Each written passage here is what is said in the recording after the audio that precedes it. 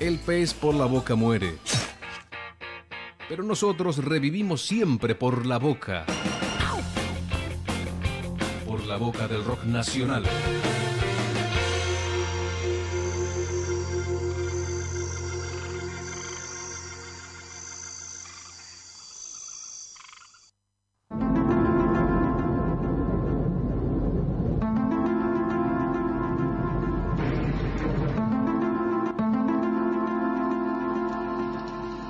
Aquí comienza Mundos Paralelos, un espacio de reflexión y de reexistencia, periodismo filosófico y cosmovisión. Mundos Paralelos, conduce Giulio Soldani.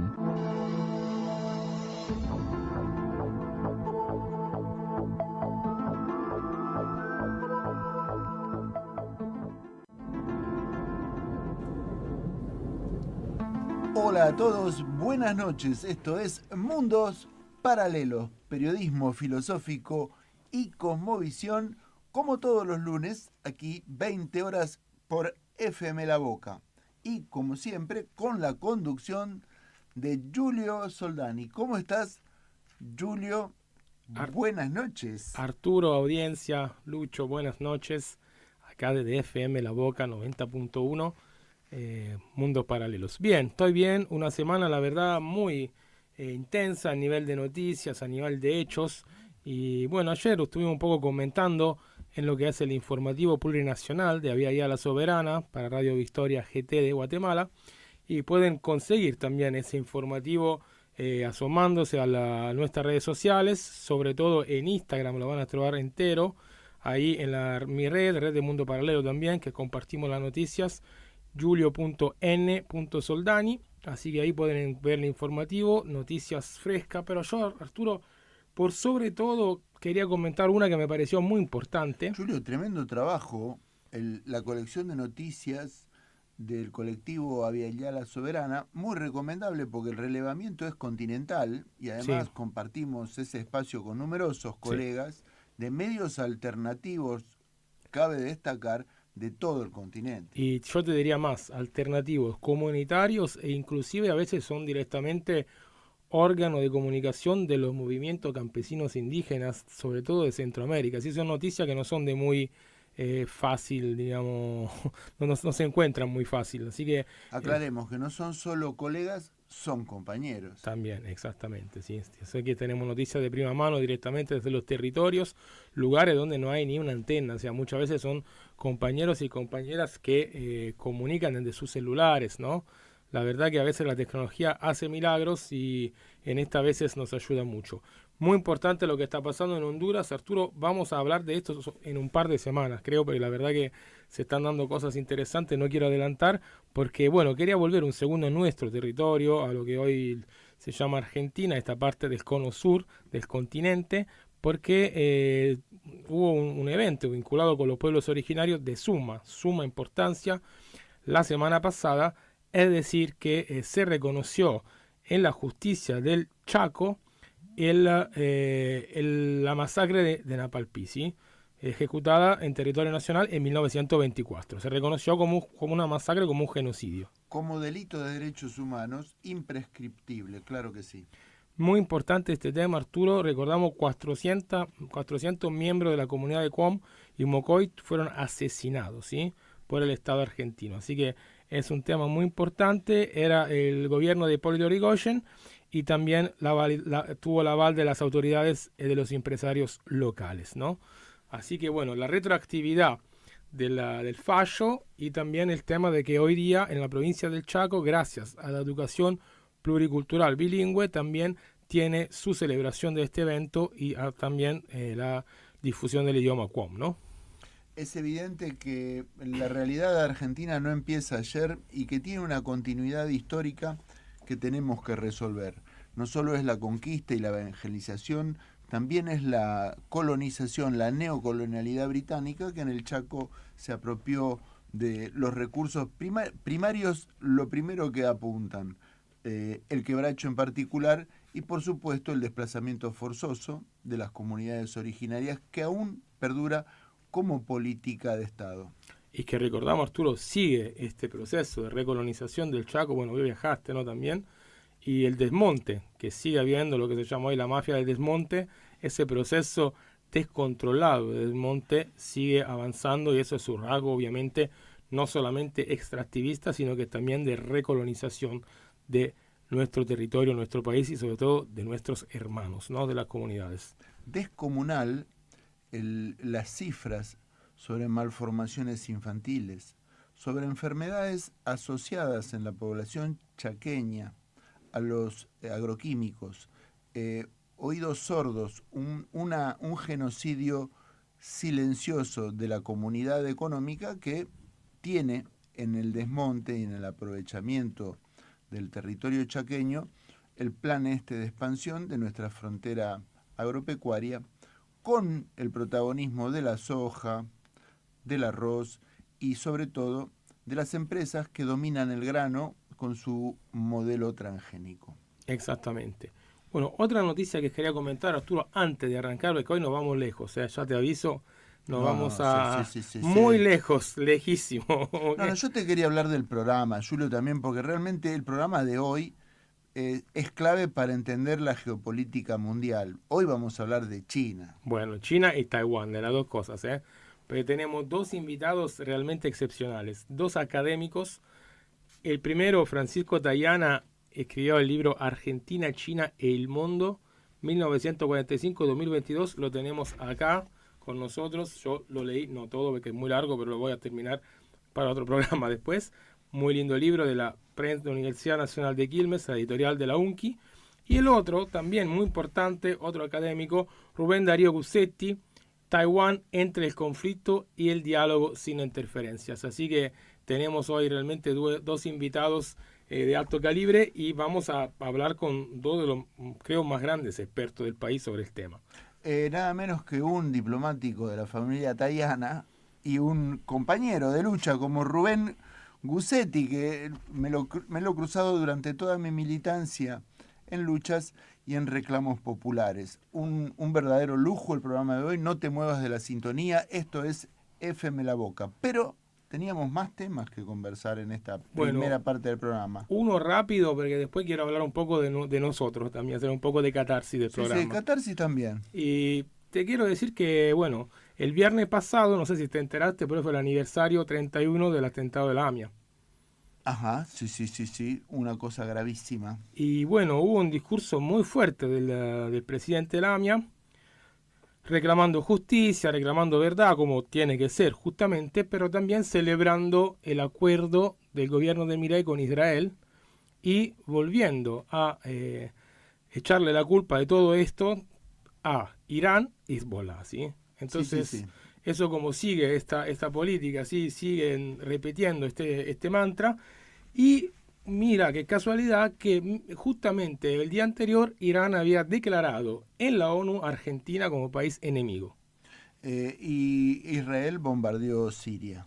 Además. Y ayer simultáneamente, Yemen. ¿no? Y ayer Yemen. Ayer no lo tenía. Bueno. Porque tenemos que actualizar los minutos a minuto a ver dónde ponen la siguiente bomba a Israel. Exactamente. Bueno, se dice que quieren llegar hasta Pakistán. Vamos a ver si le da el cuero. Yo creo que se van a preguntar Pakistán en Israel, sí. Bueno, pero bueno, esas eran como las dos noticias que me parecieron más contundentes de la semana de todas.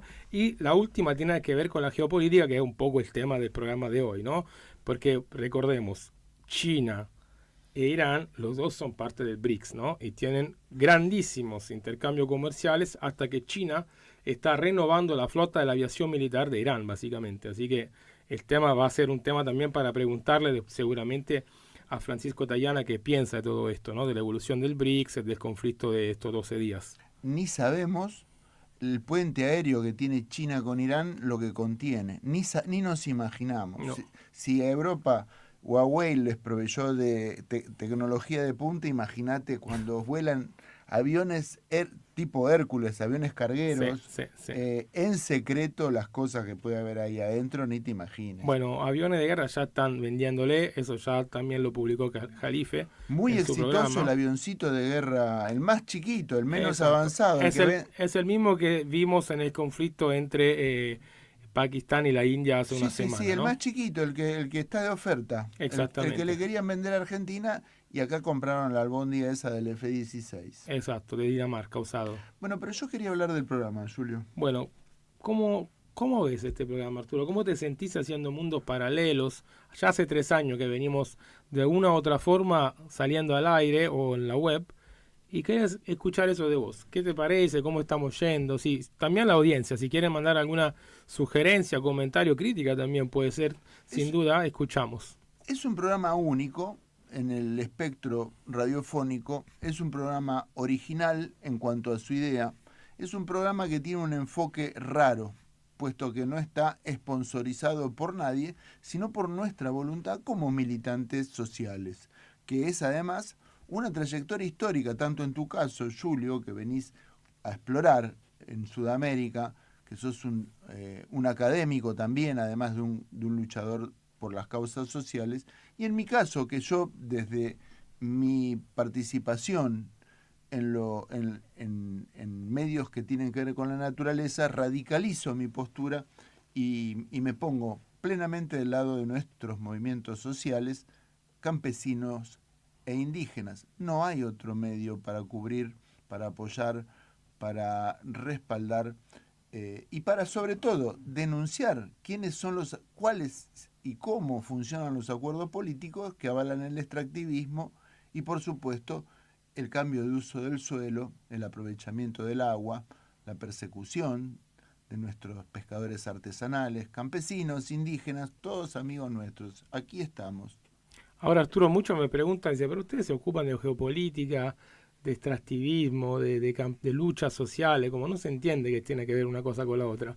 En realidad fue muy curioso que cuando nosotros nos contactaron los hermanos y las hermanas de Avía Ya la Soberana, justamente entendimos que teníamos el mismo enfoque que tienen ellos, porque hoy día el extractivismo está vinculado con la geopolítica y sobre todo con la geofinanza, así que es algo de que yo me di cuenta cuando viví en Neuquén y bueno, traté de enfrentar lo que es el fenómeno del fracking, de lo que mismo que está pasando hoy, que siguen reprimiendo que comunidades mapuche, porque ahí el avance es terrible y la lucha se conforman un poco con tener una renta de estos avances petroleros, así que no van tanto por parar todo esto, sino parecería que cada pozo que sale también nace una comunidad y no por eso también tanta represión, tanto lío, porque no se quiere repartir la renta petrolera, este es el tema, pero el fracking sigue avanzando y eso depende sobre todo de la geopolítica y también de la finanza. A mí, Julio, nunca me fue bien con la política. Primero empezaron a comprar dirigentes de a uno, sobre todo en el peronismo, y después compraban partidos enteros, como hacen con la izquierda ahora.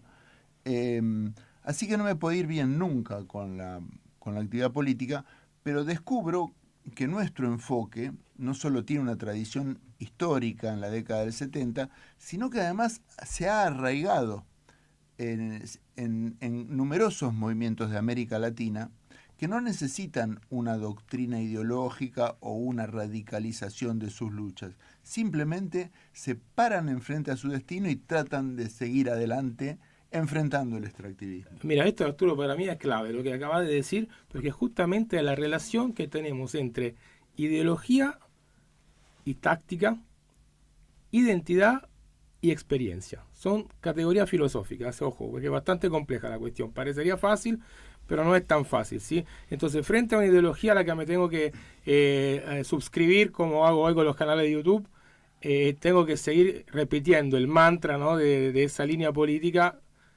Esa es la ideología. Vamos con una táctica, una estrategia. Vamos a ver lo que pasa a corto y mediano plazo y a mediano plazo.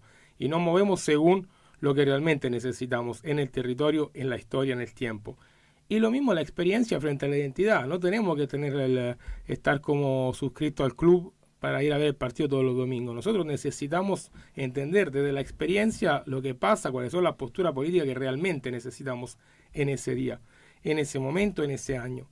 Y por eso nuestros enfoques son de ahí, de realmente entender lo que pasa, siempre con una idea obviamente de respeto de los derechos humanos, de la justicia social, de lo que realmente son cosas que hoy día ya se están perdiendo y que en el pasado se tergiversaron para otros fines, me parece. Lo de la política de derechos humanos es variopinto cuando toma demasiado colorido, se extiende a demasiados grupos sociales. Pero para nosotros es esencial porque son los que nos cuidan, claro que sí. Y si no fuera por el movimiento de derechos humanos que tiene Argentina, no sabríamos ni siquiera cómo enfrentar hoy esta radicalización de la lucha. Mencionaste, por ejemplo, la última represión de Neuquén. Me comentaba hoy en un acto que fui sobre Cristina Mena, recordándola, la compañera, en la Villa 31, me contaba el pájaro Godoy de Sanón, de la empresa recuperada Sanón, que ha salido en nuestro programa en alguna oportunidad, lo hemos tenido por aquí en el micrófono. Me comentaba el pájaro que de la represión fue contundente, fue notable que a los gremialistas y a los periodistas se los arrestaba simplemente, pero que a los mapuches, además de arrestarlos, les pegaban, incluso a las mujeres. Claro, y también las menores de edad, ojo. Hubo una menor y sí realmente el sesgo, Bullrich, la doctrina del racismo, campea en nuestra Patagonia ya de una manera impune. Bien, bueno, sobre esto, Arturo, vamos a saludarlo, al profesor Francisco Tayana. Buenas noches, Francisco, gracias por estar con nosotros. Buenas noches, ¿cómo le va? Muy bien, bueno, acá te habla Julio Soldani desde Mundos Paralelos y también Arturo Avellaneda. ¿Cómo está, Francisco? Encantado de conocerlo en esta oportunidad. Bienvenido a Mundos Paralelos. Muchísimas gracias por la invitación y por el espacio. Al revés. Bueno, nosotros decidimos comunicarnos con vos hoy, porque sabemos que mañana tenés un evento, ¿no? ¿Es verdad? Efectivamente, mañana voy a estar en el JJ Centro Cultural, en el Abasto, dando una charla sobre geopolítica, llamada ¿En qué anda el mundo? Bueno, ¿en qué hora es? ¿Que la dirección se la puede pasar? Así ya se pasa un poco de difusión, se difunde. Sí, es en Jean Jaurès, creo al 400, al 400 a 2-3 cuadras de Corrientes. JJ Circuito Cultural arranca 18:30 horas, evento a la gorra. Muy bien, perfecto. Así que bueno, ya están todos y todas enterados de este evento. Después he estado en el Centro Cultural cuando vino a Limonda a dar una charla sobre reurbanización y neoruralidad muy interesante. Recuerdo la verdad que es un gran espacio. Muy bien. Bueno, nosotros te llamamos también para hablar de tu libro, Argentina, China y el Mundo, 1945-2022. Yo lo leí, no todo, soy sincero, que estuvo bastante...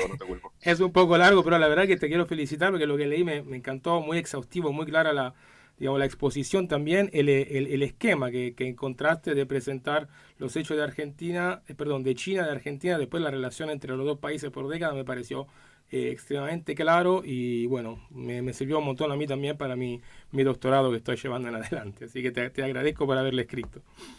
Muchísimas gracias por tus palabras y agradezco mucho que aprecies la estructura, porque justamente, bueno, en un libro tan largo, justamente mi intención fue que sea un libro fácil y accesible al lector, ¿no? Que la información esté clara, que uno sepa dónde encontrarlo y sobre todo que sea, digamos, un manual de consulta. Claro, buenísimo. Bueno, ¿cómo nace este interés para China? Bueno, mi interés por China es un poco producto de mi interés por la historia, ¿no? Y el motivo por el cual decidí convertirme en historiador es porque justamente, digamos, es una disciplina que obviamente con sus limitaciones te explica de todas maneras cómo funciona el mundo, ¿no? Y es una cosa que ya le he dedicado varios años de mi vida de intentar resolver.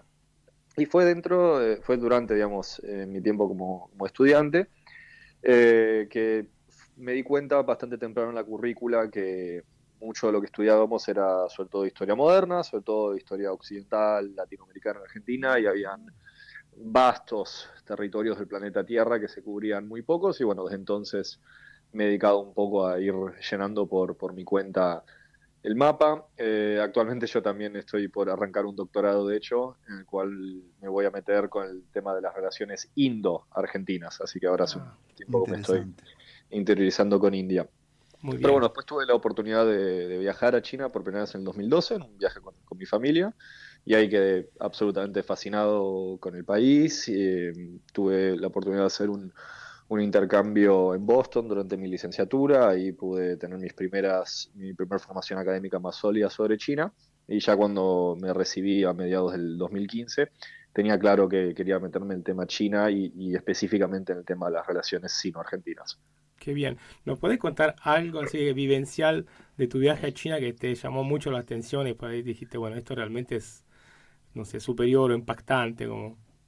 Y el primer lugar que aterricé en China fue Shanghai, y realmente en el 2012 era una ciudad que se estaba yendo para arriba en un sentido muy literal, a un paso agigantado. Me acuerdo de estar mirando el Shanghai World Trade Center, que en el momento era el cuarto edificio más alto del mundo, al lado del Jinmao, que era el séptimo edificio más alto del mundo, y al lado de eso había un cráter en el piso que iba a ser el actual segundo edificio más alto del mundo. De hecho, Shanghai es la única ciudad del mundo que tiene más de un super rascacielos.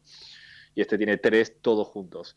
Después fuimos a la ciudad de Xi'an, la antigua capital imperial, donde están los soldados de terracota, el punto de partida de la ruta de la seda, y también ahí tomando más dimensión de la profundidad de la tradición histórica y cultural del país. Y después terminamos en Beijing, esa mezcla espectacular entre el legado imperial, la construcción de un socialismo chino y una capital moderna de primer nivel mundial. Y después de ese recorrido dije, bueno, acá están pasando muchas cosas y tengo que encontrar la manera de intentar entenderlo. Qué bien, bien. Bueno, justamente vos lo mencionaste recién, el socialismo chino. ¿De qué se trata hoy día el socialismo chino? ¿Se puede seguir hablando de socialismo? ¿De qué tipo de socialismo es? Claramente no es el mismo de la época de Mao, ¿no? No, pero me parece que la República Popular China es fundamentalmente un país socialista gobernado por un sistema marxista-leninista. Eso es una cosa muy central a la hora de entender China, entender cómo funciona y entender la visión del mundo, ¿no? Eh, Ahora, el socialismo y el marxismo-leninismo, sobre todo, también tiene distintas dimensiones de desarrollo, ¿no? Y hay una cuestión que está muy presente en el pensamiento de Lenin, que es, Lenin lo que demandaba era un compromiso estratégico absoluto con la construcción del proyecto del socialismo. Y por debajo de eso daba una absoluta flexibilidad táctica. O sea lo que sea que haya que hacer para llegar a ese objetivo, es perfectamente válido dentro del pensamiento leninista. Algo que él aplica, algo que Stalin aplica, algo que Mao aplica, algo que sus sucesores aplican. En el caso de China, a eso le tenemos que agregar que todo lo que fue la política de reforma y apertura, ¿no? Todo lo que creó la China que hoy conocemos, la China del hecho en China, Sí. no es contradictorio, porque la manera en la cual se desarrolló el socialismo chino y la revolución china, que a diferencia de la revolución soviética, que fue una revolución fundamentalmente anticapitalista, la revolución china fue una revolución fundamentalmente antiimperialista. Entonces, la legitimidad de origen del gobierno del Partido Comunista de China es que ha sido la iteración más exitosa en poder proveer a China de un modelo de modernidad industrial que se acople a sus realidades culturales, sociales, históricas, materiales y geográficas, ¿no? Y en ese sentido, como la legitimidad de origen es fundamentalmente poder desarrollar a China, fortalecer a China para protegerla de los embates de potencias extranjeras que quieran atacarla, la legitimidad esa del partido sigue estando muy viva en la conciencia de la gente. Y en eso las reformas de mercado, la sociedad de consumo, son vistas como concesiones o experimentos tácticos que sirven al objetivo general, que es justamente la construcción de una China fuerte, una China tecnológicamente avanzada, una China militarmente poderosa, una sociedad próspera, un pueblo con altos índices de desarrollo humano, educado, capacitado, que justamente pueda colocar a China o asegurarle a China el lugar que que siente que le corresponde por capacidad y por trayectoria dentro del concierto de las naciones, ¿no? Claro. Sobre todo, bueno, en esos últimos años con el tema del BRICS también esto seguramente tuvo, digamos, un efecto importante, ¿no? Disculpe, no, justo tosí, no escuché la última parte. No, te decía sobre este rol de China que vos acabas de describir, Sí. y también el tema del BRICS, de la fundación del BRICS y del desarrollo del BRICS, tiene que ver también con este proyecto, ¿no? De una China fuerte que lidera este proyecto comercial, de unión comercial, ¿no? Por ahora. Sí, a eso le agregaría también otra cosa, que es que para entender por qué China hace cosas en el mundo, hay que entender que China se encuentra, a pesar de tener 3.600 años de historia, se encuentra en una etapa absolutamente inédita Ujú. a lo largo de esa milenaria historia, que es que nunca China tuvo este nivel de codependencia, este nivel de simbiosis con la economía mundial. Claro. Nunca la economía mundial necesitó tanto a China, China nunca necesitó tanto a la economía global. Entonces, China, para que le vaya bien a China, fundamentalmente necesita que le vaya bien al mundo. Claro. Entonces, eso la ha vuelto un garante muy importante del orden internacional. China no quiere una multiplicación de conflictos. China no quiere una degradación del sistema multilateral. Al contrario, China no solo ha buscado tener un lugar prominente en el sistema internacional establecido, sino que también ha multiplicado los espacios de cooperación multilateral cada vez que ha podido. El caso del BRICS es uno, el caso de la Organización de Cooperación de Shanghái es Claro. otro, el Banco Asiático de Desarrollo, la iniciativa La Franja y la Ruta, Claro. y todo eso también se expresa, digamos, en el concepto de Xi Jinping de un futuro compartido para la humanidad. Claro. Bueno, por eso yo, cada vez que me hablan de imperialismo chino, como tengo como una cosa que no lo puedo entender bien. Si bien seguramente hay una hegemonía que esté en ejercicio, pero la verdad que yo no podría hablar de imperialismo chino. ¿Estás de acuerdo? Sí, sobre todo porque además, a ver, no es lo mismo un imperio que el imperialismo, ¿no? Ujú. Muchas veces la gente piensa que el imperialismo es lo que hacen los imperios. No, Claro. el imperialismo en realidad refiere a una etapa concreta del siglo XIX y el siglo XX, donde las grandes potencias de Europa, que estaban todas trabadas en un balance, un equilibrio de fuerza en el continente, se dieron cuenta que podían dirimir esos conflictos con la colonización y subordinación de otras partes del mundo. Claro. Entonces ahí es donde empieza el avance sobre África, el avance sobre Asia, el avance sobre Oceanía, algunos intentos en las Américas. Pero ese es el fenómeno del imperialismo, y además es un fenómeno profundamente occidental. Y con eso no quiero, no es que estoy vilipendiando a Occidente y sosteniendo que es de alguna manera más malo que otras partes del mundo. Digo, creo que todas las regiones del mundo son más o menos complicadas, Sí.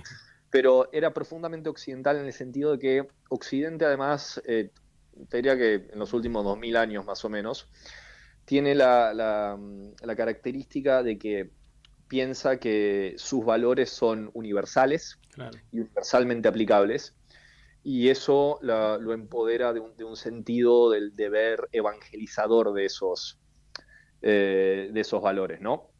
Totalmente. Entonces, en distintas etapas, y esto va desde el Imperio Romano al cristianismo, al liberalismo, al socialismo, y muchos de los movimientos políticos y sociales contemporáneos tienen esta doble característica, ¿no? Universalista y evangelizadora. Y mucho de nuestro sentido común, vieron que a Occidente encima le resulta incómodo pensar a sus valores como idiosincráticos, ¿no? Claro. No tenemos problema en general en hablar de valores asiáticos, valores tradicionales de otros pueblos, pero en general no pensamos que nuestros valores son valores occidentales. Nosotros pensamos que nuestros valores son valores y punto porque están bien. Sí, Y sí. muchas veces todo esto se reduce a un pensamiento de, bueno, ya está claro lo que está bien y lo que está mal, y el único problema es que pareciera que hay alguna gente en el mundo que todavía no lo entiende. Pero cuando se lo expliquemos de mejor o peor manera a la última persona del mundo y lo acepte, todo de alguna manera se va a solucionar. Y eso es una visión muy propia de Occidente, La otra, digamos, social, otro universo moral comparable en algún punto sería el Islam, que también es universalista y evangelizadora, pero dista mucho de la manera de mirar el mundo cuando uno se para en otras civilizaciones, ¿no? La India nunca mandó misioneros hinduistas. No es que tenés unos misioneros indios en Montevideo intentando que la gente se convierta. China, la verdad que tampoco. Entonces, China busca un lugar, digamos, resaltado en el sistema internacional, pero a China no le podría importar menos que el mundo se haga más chino. O sea, De hecho, perdón, Francisco, te interrumpo. De hecho, China recibe, ¿no? Culturas, propuestas del budismo, el marxismo. Es más un receptor en realidad que no un exportador, ¿no? De alguna manera. claro, y tradicionalmente, o sea, la cosmovisión china tradicional ha sido muy sinocéntrica, ¿no? Sí, Muy centrada en sí misma. Ha sido una cultura bastante introspectiva en ese lado. Pensemos que la única vez que un gobierno en China intentó invadir Japón, que está ahí al lado, fue justamente durante la dinastía Yuan, que es la dinastía de los mongoles que sí, conquistaron China. sí, sí, totalmente, sí, exactamente. Bueno, pero creo que tenemos, Arturo, un panorama claro, ¿no? Por lo menos una introducción a esto. Nosotros no tenemos mucho tiempo más, tenemos 15 minutos todavía para estar con Francisco, así que te queríamos preguntar ahora un poco sobre las relaciones entre China y Argentina. Pues yo aprendí de tu libro que Argentina fue el primer país de Sudamérica a tener una relación diplomática con China. Sí, en Sudamérica sí. No, creo que sí, Sudamérica creo que sí. Pero, digamos, nuestra relación con China fue por distintas etapas. Ujú. Sobre todo, tuvimos primero relaciones con la llamada República de China, es decir, la China de los nacionalistas, Sí, al final de la Segunda Guerra Mundial, y después en el 72 con la República Popular, ¿no? Y los primeros 50 y pico años de esa relación, la verdad que fue de las relaciones bilaterales más estables que hayamos tenido, ¿no? Dos países altamente complementarios, no solo en lo comercial, sino dos países que han colaborado mucho en cooperación cultural, en cooperación científica, biotecnología, energía nuclear, exploración aeroespacial, en las campañas antártidas. Y, y fundamentalmente, además, y esto hay que tenerlo claro, un pilar muy importante de la relación entre ambos países tradicionalmente ha sido el apoyo mutuo y recíproco por el reclamo de Argentina sobre las Islas Malvinas y por la política de unificación de China, es decir, el reclamo de China sobre Taiwán. Y en eso, la verdad que la República Popular China es nuestro aliado más confiable que sea miembro permanente del Consejo de Seguridad y con capacidad de veto en el tema Malvinas.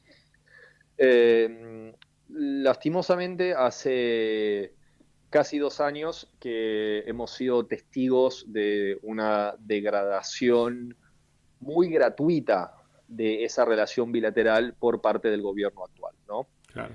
Y en esto, una cosa que he dicho en otras entrevistas, simplemente para remarcar lo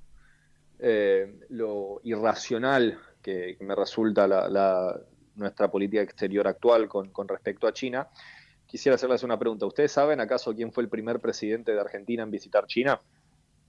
No, No, 1980, Jorge Rafael Videla. Un hombre que podemos acusar de es muchas cierto, sí. cosas, pero sospecho que socialista el señor no era. Entonces, si hasta Videla logró tener una relación fructífera, racional, mutuamente beneficiosa con Beijing, la verdad que la situación actual me parece injustificable. Sobre Francisco, todo, eh, sobre todo porque uno puede tener diferencias, digamos, diplomáticas, estratégicas, etcétera, pero además en el mundo de la diplomacia, en el mundo de las relaciones internacionales, nada justifica los insultos gratuitos. claro. Esa es la cosa que a mí me llama la atención. ¿Cómo puede haber una expresión formal, ¿no? Política, oficial de esa forma, ¿no? ¿Cómo puede ser, ¿no? No, acá es donde toda la gran literatura de teoría de las relaciones internacionales se cae abajo, porque Claro. a veces simplemente la gente hace cosas que son muy difíciles de explicar. El hecho de que una dictadura militar haya visitado China también es coherente con el hecho de que el reconocimiento de la República Popular tuvo lugar también en otra dictadura, tengo entendido. 1972 era la NUCE Sí, fue o efectivamente la Livingston, NUCE. Fue la NUCE. la NUCE. Fue la NUCE. Livingston ya se había ido. Eso se dio en el marco de que empezó el reacercamiento con Estados Unidos, lo que se conoce como el rapprochement sino-estadounidense. Sí.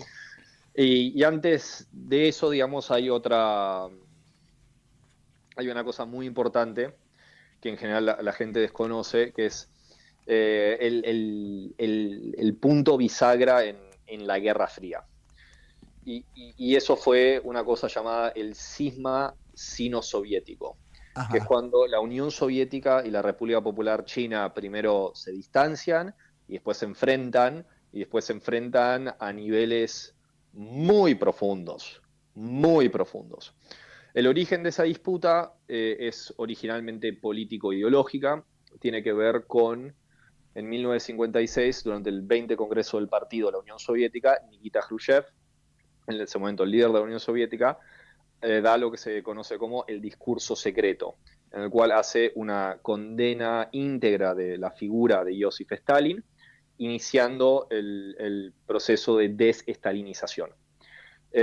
A Mao Zedong, el líder de la República Popular en ese momento, le resulta, digamos, un error garrafal, y ahí empieza un quebrantamiento entre ambas partes que va escalando con el tiempo, y eso, sumado a otros motivos también dentro de la Unión Soviética, es una cosa muy importante que lleva a la caída de la Unión Soviética en el 91.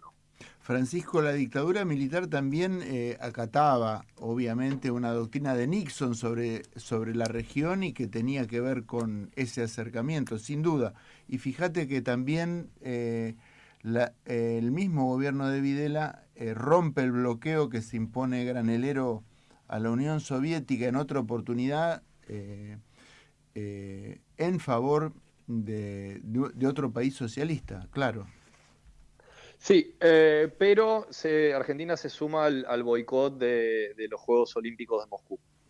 Y de hecho, Videla en Beijing condena la invasión soviética de Afganistán, que es una cosa que a China le preocupaba mucho porque China tiene frontera con Afganistán. Sí, sí. Entonces era un juego complejo y contradictorio, ¿no?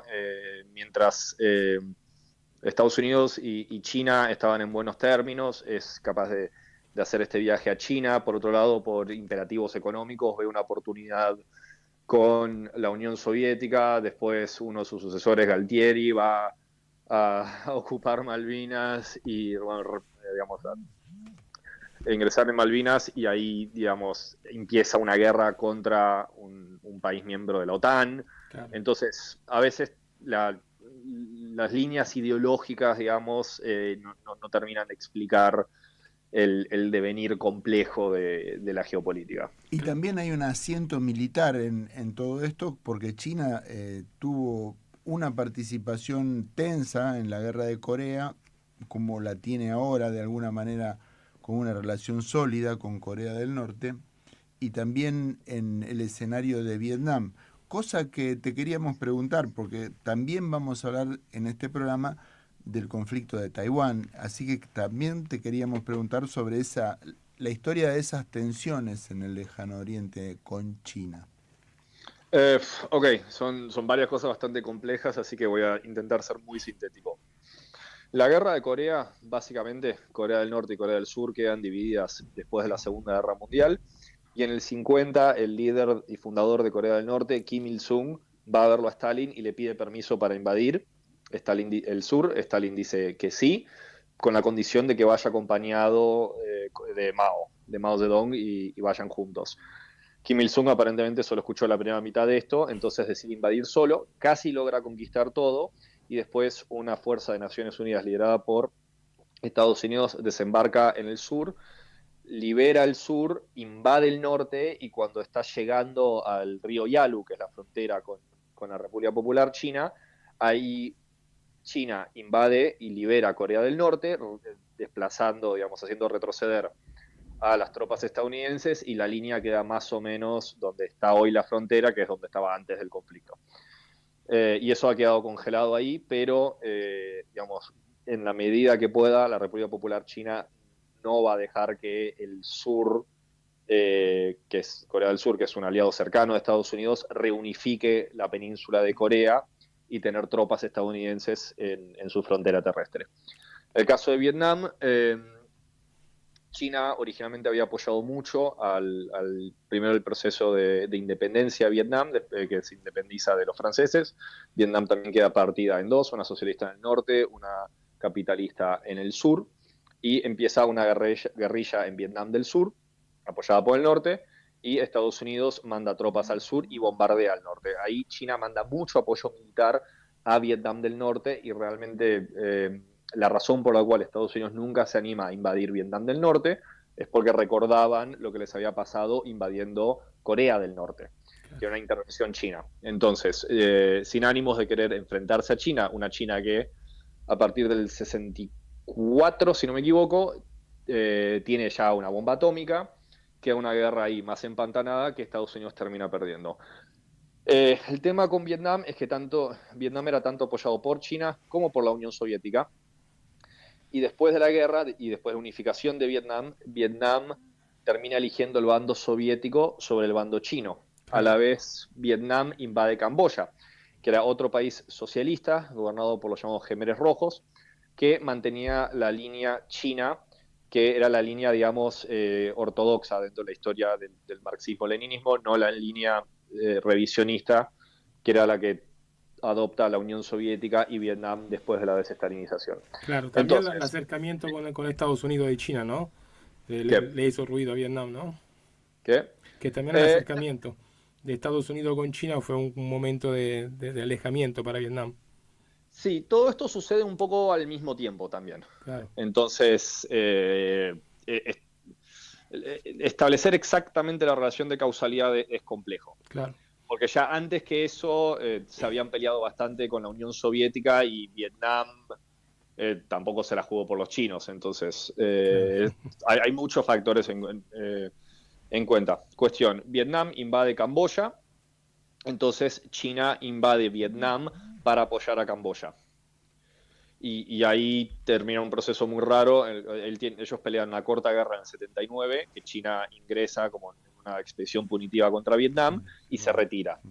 Mientras que Vietnam ocupa casi todo Camboya, y el líder de Camboya, Pol Pot, termina en la frontera, casi en la frontera con Tailandia, apoyado por China, por Tailandia, un país también fervientemente anticomunista, y por Estados Unidos. Entonces es toda una cosa muy confusa. La Guerra Fría es mucho menos blanco y negro de lo que la gente piensa. Claro, claro. Ahora, tercer tema, Taiwán. ¿Qué pasa con Taiwán? Taiwán es el resultado de la Guerra Civil China. Al finalizar la Segunda Guerra Mundial quedaban dos bandos, nuevamente los socialistas en el norte, liderados por Mao Zedong, los nacionalistas en el sur, liderados por Chiang Kai-shek. Chiang Kai-shek pierde esa guerra de una manera rotunda, y como última escapada lo que hace es se mueve con 1 millón de soldados, no, 2 millones de soldados y 1 millón de civiles, o 1 millón de soldados y 2 millones de civiles, ahora me estoy confundiendo los números. Básicamente muda mucho del régimen nacionalista a la isla de Taiwán, y muda la capital, digamos, de la República China a la ciudad de Taipei.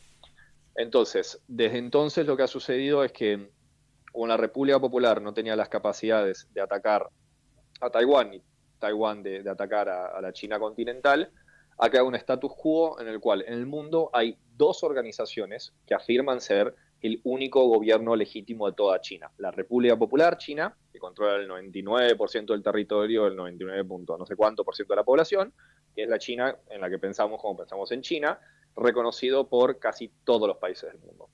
Y en Taiwán queda la República de China, que aún al día de hoy afirma ser el único gobierno legítimo de toda China. Y eso es muy importante, por eso los países solo pueden tener relación con uno de los dos. Claro. porque ambos legalmente siguen afirmando ser el único gobierno de China. Al principio de la Guerra Fría, la República China tenía mucho más reconocimiento internacional. Ahora ya para el 2025, a Taiwán le queda una docena de países que lo reconocen, de los cuales el más importante, más poderoso, económicamente más próspero es Guatemala. Ah, ok. Es verdad, hay una relación, sí, es verdad. Sí, Guatemala, Paraguay y un par de islas repartidas en el mundo, y la Santa Sede. El Vaticano tiene relación con Taiwán y no con la República Popular por una controversia acerca de la designación de obispos católicos en China. Claro. Pero va por ese lado. Ahora, todo se ha complejizado mucho en los últimos años con el surgimiento de un nuevo fenómeno político llamado el nacionalismo taiwanés. Entonces, sobre todo las nuevas generaciones se sienten cada vez menos chinas y más taiwanesas, y el partido del nacionalismo taiwanés, el partido independentista, gobierna la isla de manera interrumpida desde el 2016. Tuvieron 2 mandatos y ahora van por el tercero. En el medio ahora cambió la presidencia, pero siguen gobernando ininterrumpidamente. Con lo cual estamos ante una situación muy delicada, en la cual si, digamos, el gobierno en Taiwán decidiese abandonar la pretensión de llamarse a sí mismo el único gobierno legítimo de toda China y pasar a declararse como la República de Taiwán, eso sería una declaración de independencia. Eso estallaría un conflicto con Beijing, y eso probablemente conduzca a un conflicto armado que termine involucrando a Estados Unidos, cuyas ramificaciones son imposibles de prever. Claro, claramente. Bueno, buenísimo. Me parece que, Arturo, el panorama está muy claro, ¿sí? Gracias, Francisco, por esta síntesis que nos diste, como dijiste vos, no fácil. Bueno, nosotros cumplimos con el horario, que sabemos que estás ocupado en otra radio, así que te agradecemos muchísimo por tu presencia y nos gustaría otra vez seguir conversando sobre estos temas, si te parece. Cómo no, un placer. Bueno, hasta Francisco, luego. encantado de tenerte en el programa y hasta la próxima. Claro que sí, a tus órdenes. Estuvimos hablando con el profesor Francisco Tayana de la Universidad Nacional de Quilmes. Así que bueno, Arturo, antes de ir a una pausa, voy a leer un mensaje que nos mandan desde Córdoba, nos están escuchando de esa provincia también, Lorena, que manda un mensaje de WhatsApp y dice, a ver, espera que te lo abro, lo perdí, ahí va. Dice, algo de lo que comentaba acerca de los valores de los pueblos de Oriente antiimperialistas es similar a la de los pueblos de Abya Yala, que fueron cegados por la conquista y no pudieron prosperar en América, aunque aún sobreviven y muestran claramente sus valores. Y desde ya, muchas gracias por el mensaje, y podés escuchar nuestra radio, nuestro programa en todo el país, también en China, por vía red en www.fmlaboca.com.ar. Y con esto, si te parece bien, Julio, nos vamos a una breve pausa y enseguida regresamos con esto que es Mundos Paralelos, periodismo filosófico y cosmovisión. Al Sur. Presentación oficial de A Punto de Caer, la nueva canción de la Estrella Roja. Estoy al borde de perder mi propio juego. Viernes 1 de agosto. Venite a Beer Garden, España 451, Lomitas, a las 21 horas. Hasta quedarse dormido. Entradas anticipadas con descuento en Pass Line. Produce Vivimos Música. Bethel, la Estrella Roja del Sur, sigue brillando.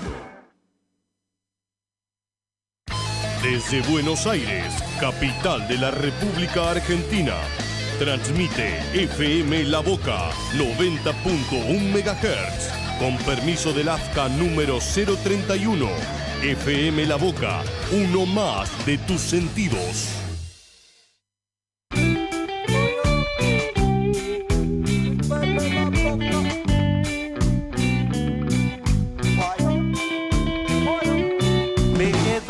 Temprano ni bien sale el sol, la bici florcita y arrancó el montón. FM La Boca porta rock and roll, la llevo guardada en el corazón.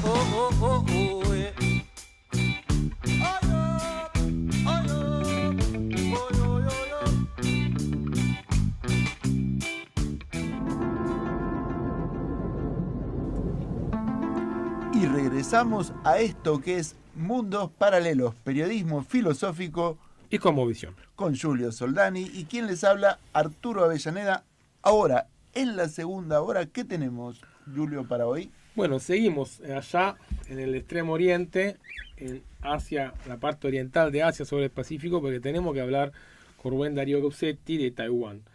Entre el conflicto y el diálogo sin interferencia. Se llama este libro de Darío Rubén Guzzetti, que es especialista en estudios en China contemporánea de la Universidad de Lanús, posgrado Flasco en estudios sobre China y director del Instituto Argentino de Estudios Geopolíticos IADEC. Así que bueno. Estuve en el lanzamiento del libro en su centro de estudios y realmente fue muy interesante, no solo porque en el reencuentro con la concurrencia muchos compañeros de lucha de distintos frentes habían acompañado el lanzamiento de Rubén, porque Rubén Darío Guzzetti es además un militante, un activista, un compañero de lucha que se está especializando en temas de geopolítica y que por supuesto para nosotros siempre va a ser un honor poder tomar Recordamos que también, de los compañeros. Claro, porque también es miembro del Centro de Estudios y Formación Marxista Héctor Agosti, el CEFEMA, ¿sí? El que tiene una sede aquí en la calle Callao, muy conocida, muy frecuentada, muy querida además, porque ha resistido todos los embates de la historia argentina.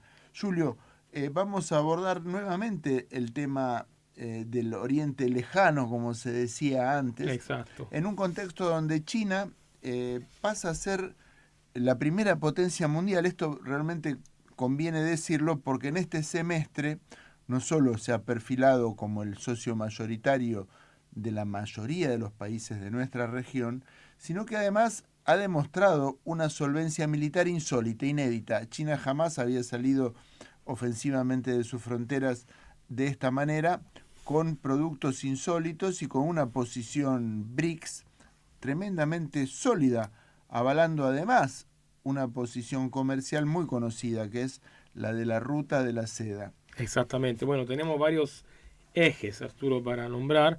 El primero es la expansión de China en el mar, en el Pacífico, en el norte del Pacífico, que bueno, hace unos días hubo digamos que se cruzó las líneas, que son la línea marcada por lo que es Filipinas, Corea, ¿no?, del sur, y China avanzó hacia Japón, acercándose muy peligrosamente a Taiwán, así que esto es un tema importante, pero también en el marco de lo que fue el conflicto de los 12 días entre Irán e Israel, China acercó sus barcos de guerra también al Mar Rojo, digamos, y también lo que pasó fue que defendió los ferrocarriles que unen Irán con China, que son realmente parte integrante de la ruta de la seda, ¿sí? Y China no para, Julio. Está construyendo un canal, un damero más grande que el de Panamá, para unir el mar del Japón con el mar de la China y resolver esa península que tiene Indochina, el sudeste asiático, de una manera más breve, ahorrándose 700 kilómetros de navegación naval, abaratando aún más su logística, que ya es de una penetración formidable en Occidente. Sin embargo, Arturo, tengo entendido que Rubén acá estuvo también en Brasil, en la cumbre de lo que fue la cumbre del BRICS de hace unas semanas. Así también le vamos a preguntar sobre el tema, porque los avances de China son también en nuestra región. Recordamos el puerto de Chancay, que ya está funcionando. Recordamos también el hecho de que hay un proyecto de grave impacto ambiental, cabe destacar, de construir un corredor bioceánico entre Brasil y Chile, al puerto de Chancay, justamente pasando por Paraguay, ¿no? Entonces ya tenemos una proyección en el continente para el 2027 importante. La construcción a esta hora debe empezar en esa fecha. Perdón. Y vemos que se expande. China se sigue expandiendo. Ahora, como decía Francisco Tayana, es otro tipo de expansión. Si no tenemos genocidio como hacía Estados Unidos en la década de los 70. Una expansión inclusiva, una tentación a tomar parte de otro tipo de prosperidad, con una reciprocidad no colonial. Para decirlo de una manera gráfica, los países BRICS intercambian. Y el ejemplo más reciente es la reciente ola de independencias en los países africanos presididas por Burkina Faso, entre otros territorios ex colonias francesas que abandonan la dependencia del franco africano y se enrolan en la aventura de ser países independientes. Bueno, hoy justamente un reel interesante, breve, pero muy claro, de Telesur en Instagram, estaba mirando la despedida de Francia, de África Central, básicamente, se están yendo de todos los países y están abandonando. Obviamente, el panorama para Francia es muy duro. El mismo Macron el otro día anunció que van a tener que hacer una política de ajuste para financiar el rearme, hacer la guerra en contra de Rusia, que ya rompió sus relaciones diplomáticas con Alemania en el día de ayer, y también lo que va a pasar es que justamente todo esto va a entrar dentro a un espacio BRICS de relación entre India, China, pero sobre todo Rusia y China, ¿no? Eso es la proyección en el continente africano. Vamos a ver que la idea de Mao de decolonizar o aportar en el proceso de decolonización de algunos países de Asia, África y Sudamérica se está concretando bajo una forma diferente, que no es la guerrilla, ¿no? Julio, y el peligro de la expansión del extractivismo en nuestra región y precisamente en nuestro país, que tiene la mala costumbre de tener buenas relaciones con las potencias coloniales de Occidente a la hora de invertir o de negociar recursos naturales no renovables. Fíjate vos que Francia acaba de perder sus fuentes de uranio en África. ¿Con qué va a nutrir las 53, 52, no recuerdo bien el número de centrales nucleares activas a la fecha en Francia? Es un verdadero misterio, porque el combustible nuclear es, si los hay, materiales escasos y raros en el mundo, es el uranio. Y Argentina tiene uranio en posiciones que son muy, muy disputadas. Te menciono, tras la Sierra Córdoba, te menciono La Rioja. Claro. Bueno, por un lado esto, Arturo, y por el otro también la razón de la guerra en Ucrania, que no es casual porque Ucrania es un territorio, al igual que la Argentina, rico en bienes comunes naturales, entre ellos el uranio, entre ellos el gas, entre ellos la pradera fértil, justamente, y dejar Ucrania es como dejar el último recurso alcanzable para la Unión Europea para determinar cierto proyecto, ¿sí? De hecho, el fondo buitre BlackRock está detrás de lo que es la reconstrucción, el plan de reconstrucción de Ucrania, y bueno, vamos a ver que justamente hay un negocio redondo que tienen, ¿no? Producción de armas, venta de armas a los países europeos y además reconstrucción de Fondo de Reconstrucción de Ucrania, entre otros negocios. Fondo de Reconstrucción de Ucrania, que nadie habla todavía porque nadie se anima, pero acordate que era la causa por la cual convocaba a los inversores George Bush, hijo, cuando se lanzaba a la batalla de Irak. No, fue siempre el caballito de batalla desde el comienzo de esta guerra, y bueno, hoy día lo único que parece estar más complicado el asunto, pero bueno, la idea justamente es, Arturo, en este bloque que vamos a tener con Rubén Darío Guzzetti, de no hablar tanto de la historia de Taiwán, que más o menos repasamos con nuestro anterior invitado, el profesor Francisco Tayana, sino que ir directamente a lo que es la actualidad del conflicto para Taiwán y también las condiciones de competencia tecnológica, sobre todo en el ámbito de lo que son los microprocesadores y la importancia de todo el avance, ¿no? Y si te parece, Julio, se lo preguntamos directamente a él. Rubén Guzzetti, ¿estás ahí? Arturo Avellaneda de Mundos Paralelos te saluda. Hola, buenas noches, Arturo, ¿qué tal? ¿Qué haces, querido? Te mando un fuerte abrazo. Recuerdo con mucho cariño haber visitado el lanzamiento de tu libro aquí en la calle Callao. ¿Cómo estás? Gusto de saludarte, de tenerte aquí en Mundos Paralelos. Bien, bien. Bueno, un gusto estar con ustedes, ¿eh? Una gran alegría. ¿Cómo estás? Julio te saluda, Julio Soldani. Aquí estamos mostrando la tapa de tu libro al aire. Ah, bueno. En el canal de YouTube. Bueno, Rubén, te queríamos preguntar ya cómo nace ese interés sobre el tema de Taiwán, ¿no? Porque es un tema que hoy día es súper importante, pero no es digamos, no tiene mucha atención en el país. Mirá, surge fundamentalmente en la carrera de posgrado que yo hice en la Universidad Nacional de Lanús.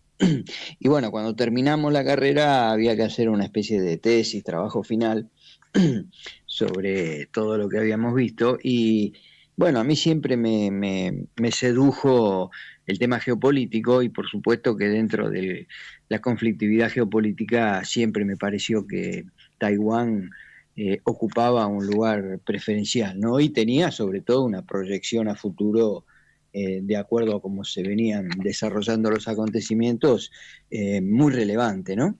Así que bueno, así elegí ese tema y me pareció apasionante a medida que me fui metiendo en el mismo, porque bueno, vos comentabas al principio de que ya algunas facetas de la historia de Taiwán y China ya la habían visto, la relación y la conformación de Taiwán, y bueno, toda la presencia de primero de Japón y después sobre todo de la influencia de Estados Unidos en la isla, y también hay que decirlo, ¿no?, de una capacidad muy importante de la dirigencia taiwanesa a través digamos, a partir sobre todo de 1950 para acá, ¿no?, en los últimos 75 años, donde lograron un equilibrio muy delicado entre el crecimiento que iba teniendo el continente y la influencia de Estados Unidos, pero bueno, lograron en esos intersticios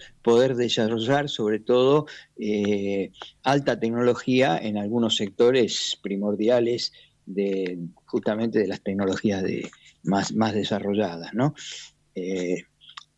Así que bueno, y en ese sentido lograron un nicho muy importante en los semiconductores, que se convirtió, digamos, en la vedette de los tiempos modernos, ¿no?, ya que con esos semiconductores se producen todos los chips que forman parte de todos los productos electrónicos, tanto de los que conocemos y que son más frecuentes en la vida cotidiana, que son celulares, computadoras, etcétera, etcétera, como también equipos de alta tecnología en los sistemas espaciales, aéreos. Es decir, sin los semiconductores prácticamente no se puede producir nada que tenga que ver con el desarrollo de la industria electrónica, ¿no? Claramente. Bueno, y este nicho que supo construirse Taiwán, igual también es digamos, un piso de conflicto que tienen con China, porque China también se está adelantando sobre este ámbito, digamos, ¿no? Bueno, digamos, la capacidad de desarrollo de los semiconductores se basa en la cantidad de nanómetros, ¿no?, que es una medida, es una medida que se utiliza para justamente valorar esa capacidad de desarrollo de esta tecnología, ¿no? Cuanto menos nanómetros vos utilizar, son más chicos los circuitos electrónicos, y por supuesto más capacidad van teniendo de poder almacenar algoritmos y factores ahí que puedan tener una tecnología mucho más avanzada. Esa es una disputa en el mundo. Bueno, hasta ahora la tiene la primacía fundamentalmente la empresa TSMC, que es la empresa líder taiwanesa, pero los chinos continentales también están desarrollando tecnologías muy avanzadas, ya por debajo de los 7 nanómetros, ¿no? Entonces, acá hay una disputa, y por supuesto que Estados Unidos está presionando muy fuertemente en los últimos tiempos para que estas empresas, encabezadas por esta empresa líder, se trasladen a Estados Unidos.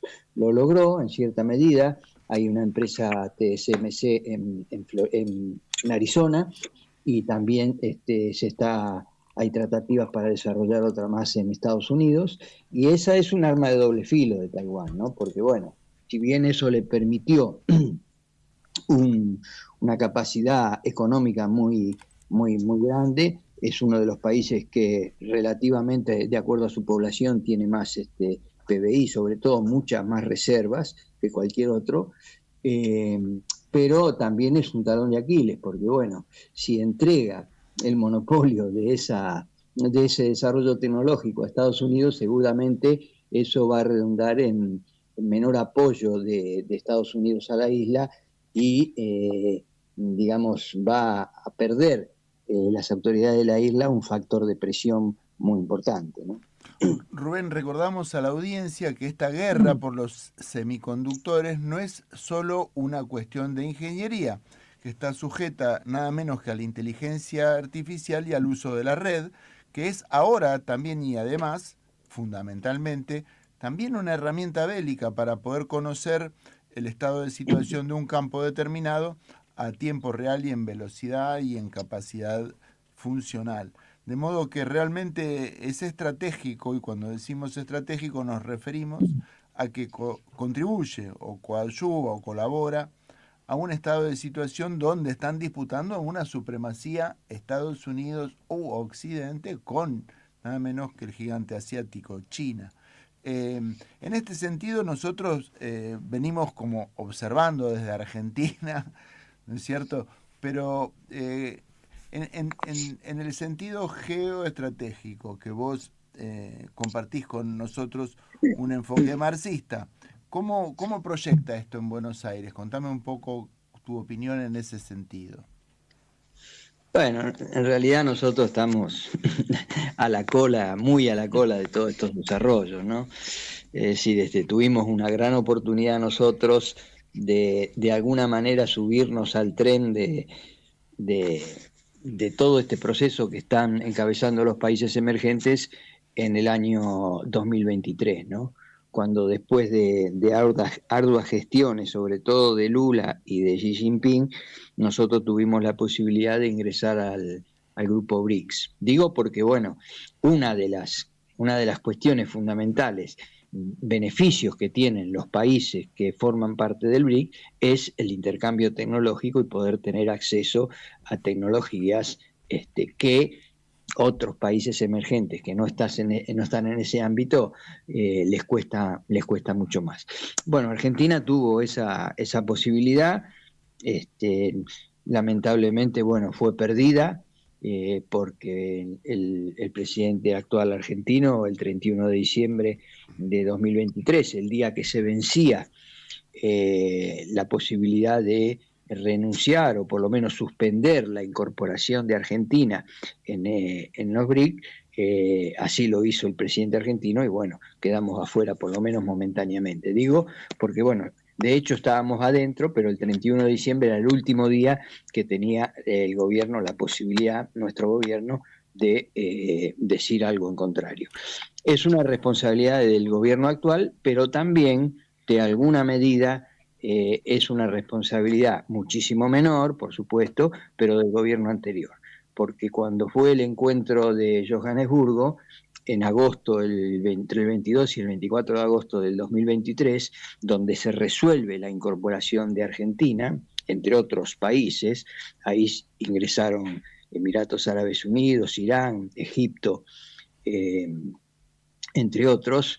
En ese momento, en esa reunión, Argentina fue invitada a formar parte de las conversaciones, fue invitada a la cumbre, donde justamente iba a ingresar Argentina, y lamentablemente en ese momento el gobierno anterior no mandó ningún representante, ni siquiera fue el presidente, pero tampoco fue el canciller, ni siquiera un secretario, bueno, dejando un vacío muy importante. Por eso digo que hay, de alguna manera, con mucha menos relevancia, pero hay una responsabilidad compartida tanto de este gobierno como del anterior, ¿no? Por supuesto que todo eso responde a presiones de Estados Unidos y vinculado a la deuda que tenemos con el Fondo Monetario Internacional. Pero tal vez si el gobierno anterior hubiera tenido una presencia mucho más fuerte ahí y hubiera tenido un compromiso directo mucho más potente,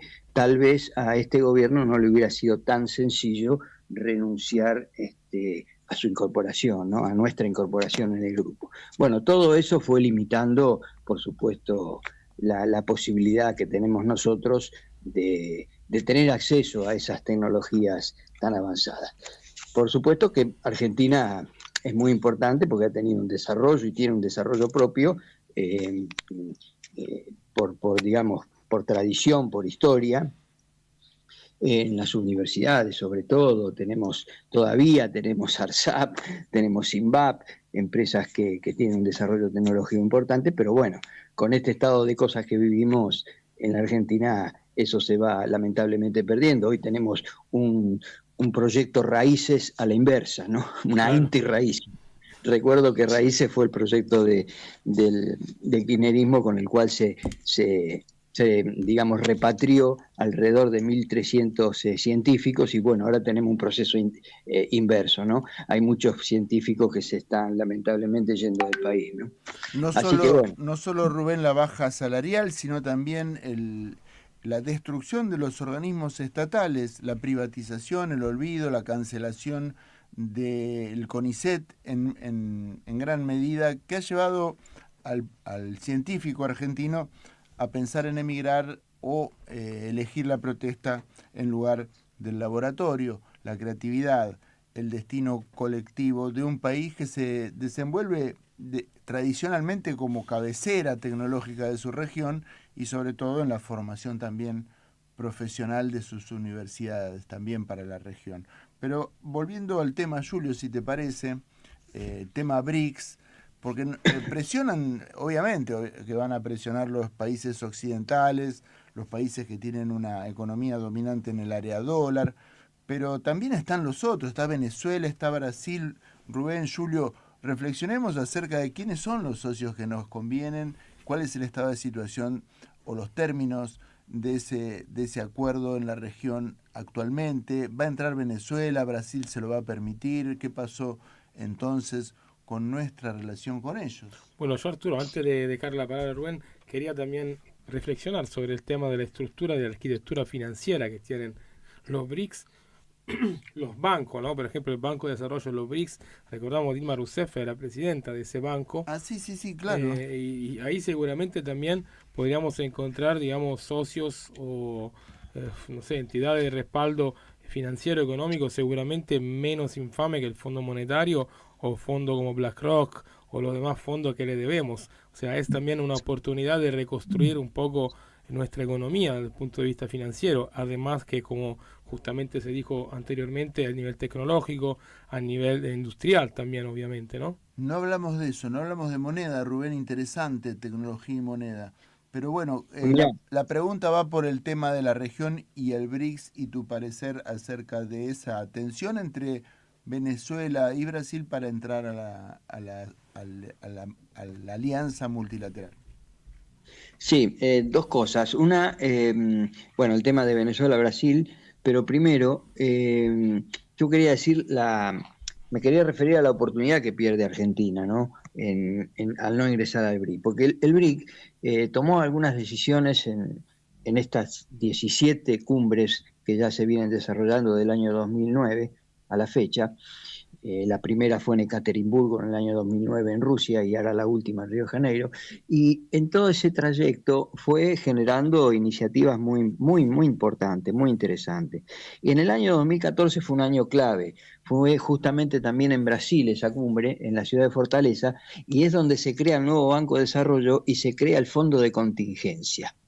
Un fondo de contingencia que nace justamente para, digamos, cubrir lo que había abandonado el Fondo Monetario Internacional de acuerdo a sus principios fundadores. No me estoy refiriendo a socorrer a los países que tienen dificultades financieras. Bueno, ese fondo de contingencia fue creado para colaborar con los países asociados y miembros del BRIC en que puedan atravesar esas circunstancias. Digo esto porque la Argentina, de haberse incorporado al BRIC, podía haber tenido una fuente de financiación para escapar del corset que significa el Fondo Monetario Internacional, donde te impone políticas económicas, políticas de ajuste permanente para poder cumplir con lo que ellos te prestan. Es decir, es un estrangulamiento permanente. Bueno, el fondo de contingencia y los acuerdos con el nuevo Banco de Desarrollo no te condicionan las políticas. Por supuesto, te ponen cláusulas para devolver el dinero como corresponde, como cualquier préstamo, pero no hay ningún tipo de condicionamiento hacia la política de los países que esos organismos apoyan. Tal es así que hoy el nuevo Banco de Desarrollo tiene un fondo de $100.000 millones, hay aproximadamente 92 proyectos, sobre todo en infraestructura, que están en desarrollo. Y bueno, y eso se viene cumpliendo y se viene aplicando.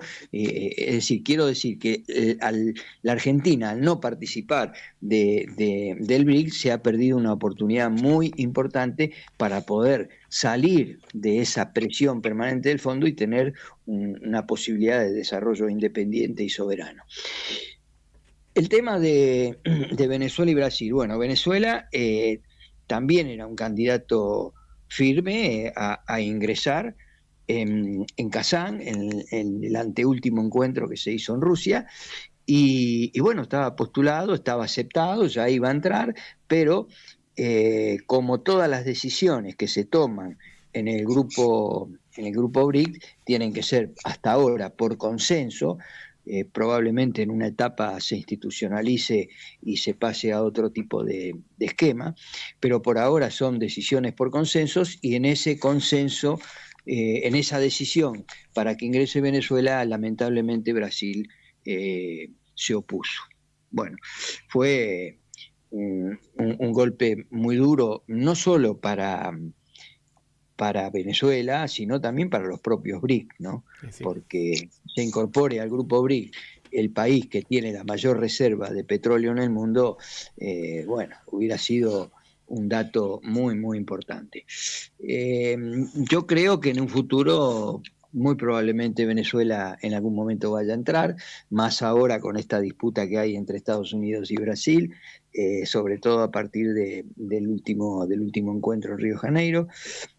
Pero bueno, es parte de este juego de presiones donde Occidente está aplicando todos sus tentáculos y todas sus redes, sobre todo en las grandes burguesías de nuestros países, para ejercer una muy fuerte presión para que el grupo BRIC no siga creciendo ni tomando cada vez más fuerza, ¿no?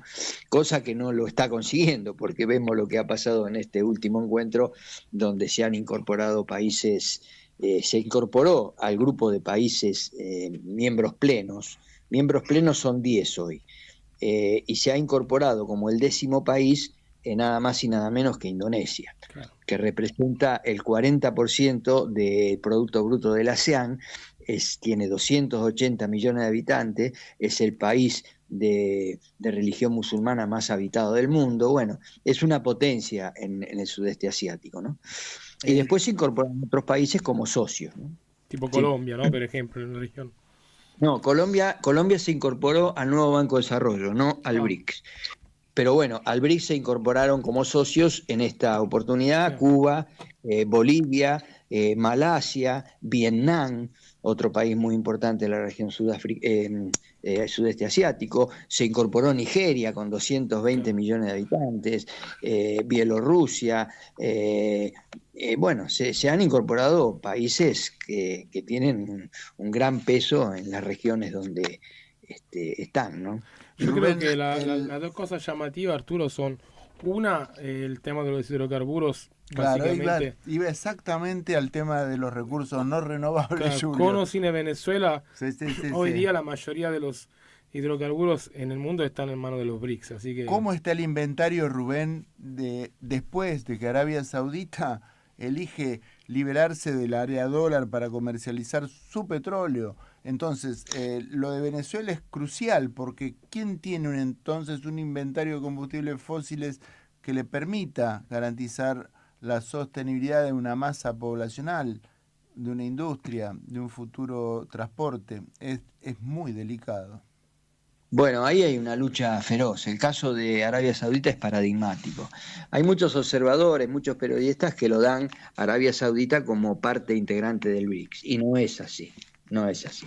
Al día de hoy, Arabia Saudita había llenado la solicitud de ingreso al BRIC, sí. Se había, digamos, por voto de consenso absoluto, se había aprobado la incorporación de Arabia Saudita, pero Arabia Saudita no terminó de firmar el protocolo de ingreso. Quiere decir que está con un pie adentro y un pie afuera. Sí. Es verdad lo que decís vos, está comerciando ya desde hace un par de años con China en yuanes, le está vendiendo petróleo, pero también es verdad que ahí se concentró, sobre todo el Reino Unido, Estados Unidos, con una presión fenomenal sobre Bin al-Salman, que es el príncipe heredero ahí en Arabia Saudita, y bueno, ha presionado muy fuertemente contra ese gobierno para que no termine de firmar el protocolo que lo llevaría a ser parte del BRICS. Sería muy importante la incorporación definitiva de Arabia Saudita porque, bueno, ya con Arabia Saudita, Rusia, si se incorpora a Venezuela, bueno, ya tenés el control de la OPEC y tenés el control de la producción y sobre todo la capacidad de fijar el precio del petróleo, Claro. que es lo que no quiere perder Estados Unidos ni las empresas transnacionales, ¿no? Y ahí está la lucha. ¿Cómo será esto que en Río de Janeiro estuvo una delegación de menor categoría de Arabia Saudita en los BRICS, pero estuvo un día y al otro día se fue, no estuvo ni para la foto de familia ni para la firma del documento. Entonces eso te da la imagen de una lucha feroz para que estos países claves en el tema energético y también en el tema alimentario, que son los dos puntos claves del futuro de los recursos, ¿no? Y en este caso entramos nosotros, Claro. como Argentina, hay una lucha tremenda, ¿no? Para que no se termine de tener la influencia que probablemente y seguramente va a tener en el futuro. Pero bueno, en este momento estamos en medio de la disputa, ¿no? Bueno, Rubén, también está el tema de las sanciones que salieron la semana pasada en Europa hacia Rusia. Son ya 18 paquetes de sanciones. Estas son las más duras de todas hasta ahora. Y es interesante y divertido también a la vez ver que Europa quiere establecer el precio del petróleo de Rusia, ¿sí? Y del gas. Como que se lo va a comprar, pero a un precio menor del precio establecido internacionalmente. Ya como esta es como la evidencia de un bloque que no puede más, básicamente. O sea, como que, no sé, ir a tener hambre, ir a comprar el pan y decir que el precio lo estableces vos que vas a comprar. O sea, el panadero te dice, anda, chao, anda a morirte de hambre. Como que me parece que es un síntoma bastante claro, ¿no? Como que...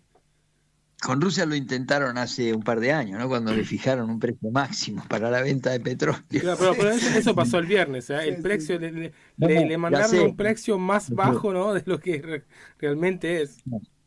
Claro. Bueno, pero es una situación que cada vez se les va complicando más, ¿no? Porque ahora no solo que sancionan a Rusia, sino que están sancionando y ya se han quejado países como India, como Brasil, como Sudáfrica, ¿no? Sí. Es decir, están sancionando a empresas que están comerciando con empresas rusas, con el gobierno ruso, ¿no? Entonces ya ahí India levantó la voz diciendo, bueno, con nosotros no se metan. Es decir, es un estado de desesperación de Occidente ante su declive evidente que los está llevando a agredir al conjunto de países emergentes. Y muchos de estos países emergentes están viendo como recurso para defenderse de esa situación, incorporarse sobre todo al grupo BRICS. Es decir, hoy el grupo BRICS tiene 10 miembros plenos, más 10 miembros en categoría de socio, más una veintena de países que están haciendo cola para entrar. Claro. Y bueno, pero y a medida que Occidente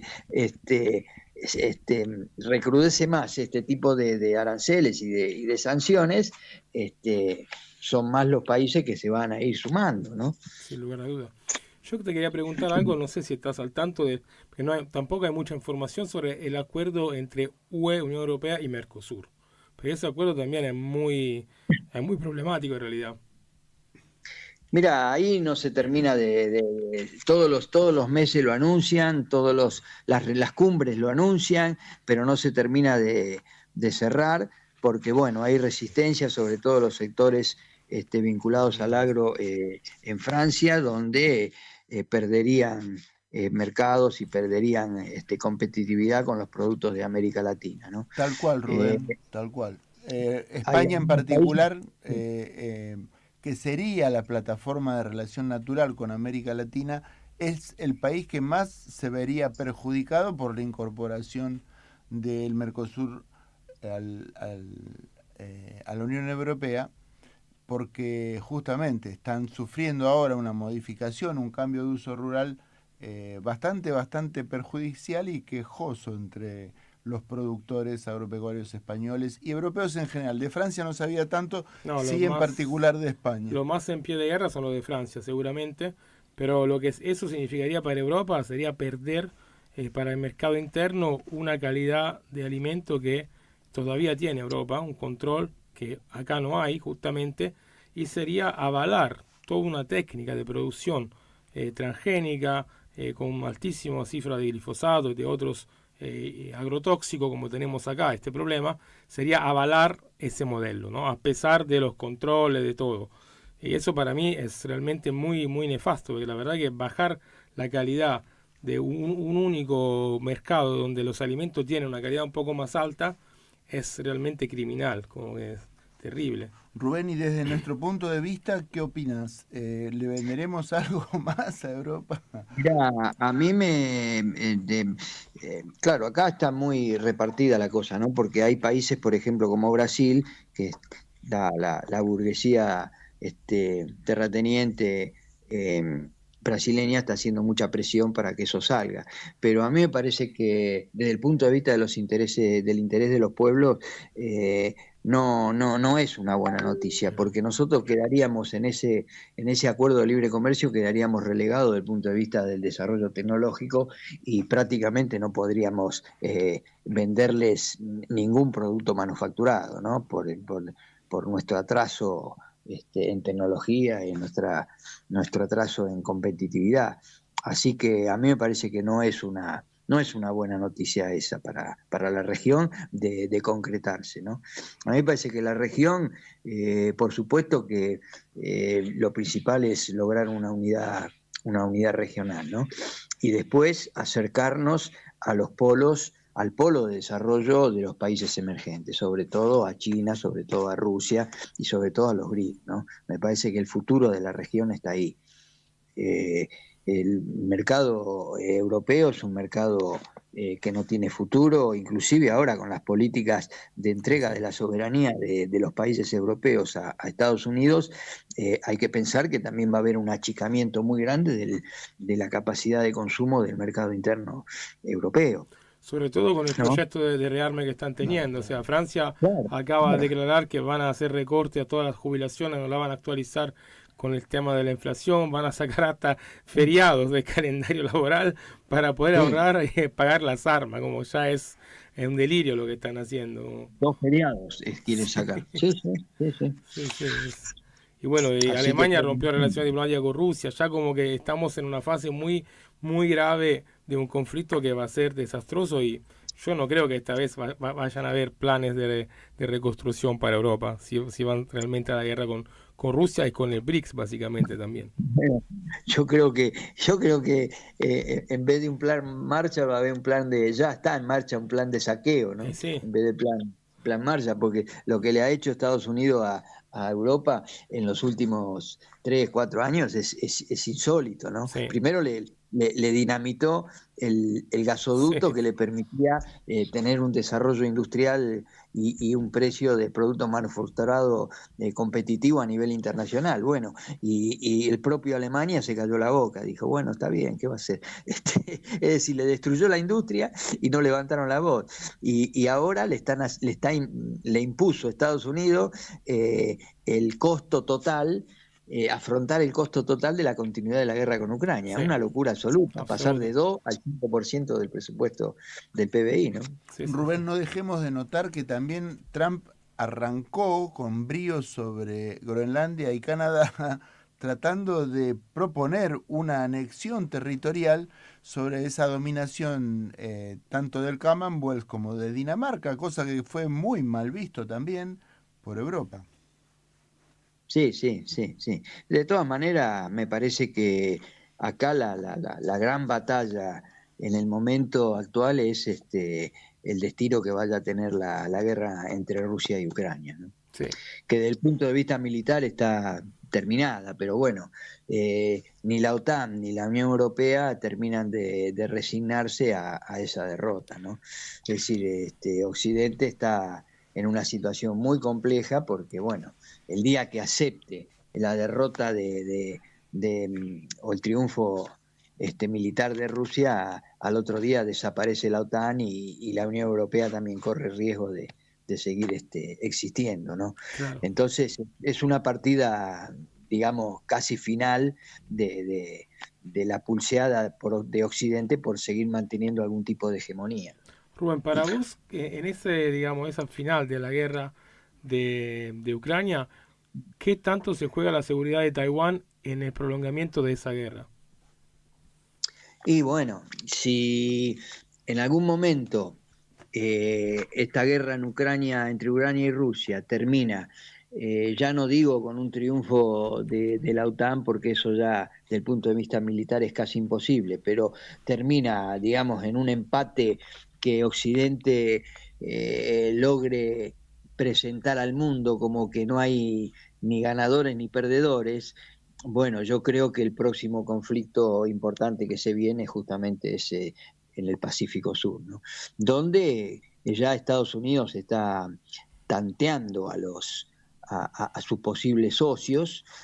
Justamente esta semana pasada yo estuve escuchando a un catedrático australiano donde decía que los servicios de inteligencia estadounidenses habían planteado a sus pares de Australia, de Japón y de Corea del Sur, en el sentido de qué posición iban a adoptar ellos si se desata un conflicto entre Taiwán y China, ¿no? Es decir, está preparando el escenario, además con permanentes ejercicios militares, con venta de armas a Japón, a Corea del Sur, armando a Taiwán. Es decir, va creando el escenario como para, en el momento que llegue la oportunidad, poder desatar ese conflicto. Ese conflicto, ese es como se decía en la época del box, es la pelea de fondo. La pelea de fondo, tal cual. Es la pelea de fondo, ¿no? Es decir, es la última oportunidad que va a tener. No sé si va a apelar, porque también puede pasar de que cuando llegue el momento ya Occidente esté tan debilitado que decida no aventurarse a esa situación, ¿no? A plantear esa situación con China, porque también hay que decir que de alguna manera el conflicto entre Rusia y China entre Rusia y Taiwán y Ucrania, y la operación militar especial que inició Rusia el 24 de febrero del año 2022, en estos 3 años Rusia ha hecho un aporte importantísimo, sobre todo para darle un tiempo a China a seguir desarrollando su tecnología, claro, a seguir fortaleciéndose como sociedad y a tener cada vez más volumen y más presencia a nivel internacional. Tal vez eso, en algún momento, si se sigue desarrollando y sigue avanzando el declive de Occidente, llegue un momento de que, por más que Occidente quiera, ya no pueda, ¿no? Tal vez. Bueno, eso se ve reflejado también en el apoyo militar que le está dando China a Irán, ¿no? Básicamente. Está renovando la flota de la aviación militar de Irán, y bueno, también la última guerra de los 12 días, un apoyo tecnológico por parte de China hubo. Así que ese es un tema que, como vos bien decís, hay que reflexionar bien sobre esto, porque lo que va a garantizar la seguridad para mí del planeta a futuro va a ser China, básicamente. Así que ellos también van a necesitar entender un poco y terminar el avance tecnológico militar que ya están, digamos, mostrando de tener. Hay muchos esfuerzos de parte de China para tratar de evitar caer en provocaciones, porque tuvo muchas y tiene permanentemente provocaciones de parte sobre todo de Estados Unidos en Taiwán. No nos olvidemos que en agosto del año 2022 visitó la isla Nancy Pelosi como presidenta de la Cámara de Representantes. Hay en este momento tropas estadounidenses en Taiwán entrenando las Fuerzas Armadas taiwanesas. Bueno, hay infinidad de provocaciones, ¿no? Ahora, China apuesta a su desarrollo, a su crecimiento. Paralelamente, las relaciones comerciales entre Taiwán y China son excepcionales, son muy importantes. Las relaciones culturales, científicas, bueno, todo ese volumen va aumentando, pero por otro lado están las provocaciones, ¿no? Y también en China hay sectores que, digamos, los chinos son muy pacientes, pero hay sectores que ya están perdiendo un poquito la paciencia con todo eso, ¿no? Pero bueno, la situación está así, ¿no?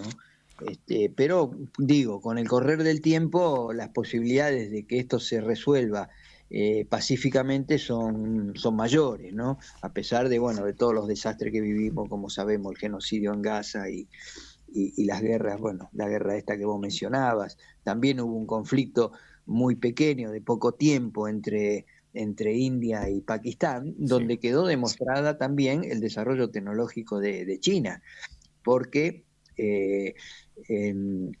China le proveyó a Pakistán los J-10, que son los aviones similares al F-16, y fueron mucho más efectivos que los aviones que tenía India de origen estadounidense. Rubén, entonces, bueno, como ve el público, no se nos escapa detalle, hay muchísimo material, mucho hilo que cortar en esta relación con China, pero yo te quería pedir, por favor, que nos cuentes dónde podemos conseguir un ejemplar de tu libro, que dice aquí Ediciones Bitácora, Cartago, el CEFMA. Contame un poco. Mirá, el libro, que yo sepa, está en 3 librerías. Está en la librería del Centro Cultural de la Cooperación, en Corrientes Badaraco, 1500, claro, Badaraco también. Correcto. Badaraco, Entre Ríos al 900, y también está en la librería Hernández, Corrientes al 1400, creo que está. Sí, y después se puede leer de manera com si uno entra en la página del CEFMA, que es el cefma.com. El CEFMA con f.com. Bueno, todo junto. Bueno, yo, Rubén, empecé a leer tu libro, no lo terminé todavía, avancé bastante y la verdad que te quería felicitar porque se entiende muy bien planteado. También hay mapitas que ayudan a entender un poco la reflexión y sobre todo el estilo claro, directo y la síntesis, la capacidad de síntesis de escenarios que son complejos. En pocas páginas lográs realmente darnos una idea clara de lo que está pasando. Así que a vos también, como lo agradecía Francisco Tayana, te agradezco por haber escrito este libro. Bueno, gracias, muchas gracias, compañero. Rubén, de Taiwán, entre el conflicto y el diálogo sin interferencias, de Rubén Darío Guzzetti, lo podés encontrar, entre otras librerías, en el Centro de la Cooperación de Corrientes 1500. Gracias, Rubén. Desde Mundos Paralelos, un honor haberte tenido al aire hoy, y desde ya que seguimos en contacto, Julio, después de una breve pausa musical. Hasta pronto. Palabra escrita hecha libro, semilla, palabras puentes y no muros. Libros para construir comunidad, conciencia y una cultura de hermandades. Búscanos en tu librería amiga, ferias o en nuestro sitio web www.cicus.org.ar. Ediciones Cicus. Libros para una cultura de la integración. Bueno, Arturo, volvemos a Mundos Paralelos, periodismo filosófico y cosmovisión. 9:53 minutos y 16 segundos de lunes 21 de julio de 2025. Hoy, bueno, Arturo, fue el primer programa que hicimos sobre el lejano oriente y creo que fue un paso muy importante para las reflexiones que largamos acá en Mundos Paralelos. Tuvimos 2 invitados académicos, estudiosos del tema, así que también publicaron libros hace poco tiempo. El de Rubén salió este año, el de Francisco Tayana en el 2022, así son libros nuevos, fresquitos. Y bueno, es un corte que tenemos, ¿no? Luchas territoriales, sociales, como visión indígena, y también tratamos de traer lo que mejor nos parezca de la academia, ¿sí? Y muchos se preguntarán qué tiene que ver nuestro programa con China, que no hay ninguna asamblea, no están los pueblos originarios ni los campesinos. Y sin embargo, Julio, es crucial comprender cómo se teje, se vertebra la geopolítica y cómo influye en el desembarco de una y otra multinacional extractivista en nuestro suelo. Exactamente. Yo la verdad que eso te lo digo, Arturo, porque tuve la oportunidad, el privilegio también de enfrentar luchas territoriales que hoy están bajo la lupa, porque bueno, estamos viendo lo que pasa en Neuquén, lo que está pasando no es casualidad, porque bueno, la represión también se da frente a una postura que es rentista básicamente, ¿sí? O sea, de querer cobrar regalías al avance del petróleo. Entonces, obviamente, lo que son del capitalismo, los gobernadores no quieren repartir la torta con nadie. Así te reprimen y te echan. Pero de paso, de esta manera, el fracking avanza, sigue avanzando. Entonces, es muy importante que los que están en las luchas locales, en las luchas territoriales, entienda que no solamente el intendente, el gobernador, y a veces ni siquiera el presidente son los referentes de estas luchas reales, son intermediarios nada más. Tenemos que empezar a entender que nuestros enemigos muchas veces están en la bolsa de valores de Wall Street o inclusive en una oficina en el otro lado del mundo. Tenemos que tener la capacidad de entender que nuestra territorialidad está vinculada también a una reflexión global y hoy día en el mundo de Internet, en el mundo de la comunicación, de las redes sociales, la capacidad de lucha también a ese nivel. Y vos sabés que hoy estuve en la Villa 31 y justamente te quería mencionar que había un par de banderas allí del MTR que recordaban la figura de Santiago Maldonado y de Rafita Nahuel, compañeros aquí presentes. Ahora y siempre. Y con esto nos retiramos de Mundos Paralelos por hoy. Si te parece, Julio, ¿alguna noticia más en el estribo como si fuera un mate? Sí, mandaba un saludo a Antonio, que me va a mandar un saludo, lo vamos a abrazar también a la distancia, porque siempre nos escribe. Y mandó un saludo a todos en el programa, así que Lucho te incluye también. Y sobre todo dice que le gustó la sección sobre Taiwán. Lucho, ¿me podés contar qué pasó con el básquet? Hola gente, ¿cómo anda? Bueno, tenemos una gran victoria, ya que de fútbol no se puede hablar, tenemos de básquet.